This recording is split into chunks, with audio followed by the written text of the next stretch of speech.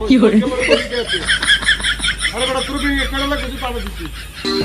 ও তুই দিবি মানে মিটিং এর জন্য ফোন দিছি তাহলে বড় হাগো লাইতে বড় হাগো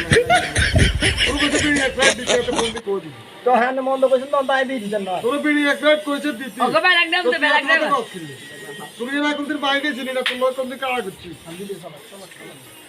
ভাইয়া দে বিড়ি একটা দে আর কাছে বি নাই আনে বিড়ি নাই তো গেল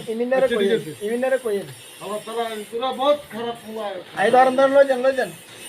আমরা বিড়ি কি তুই না বড় আর তোর তো চিয়া খাবি আই বিড়ি একটা লই দে হাতে কত লই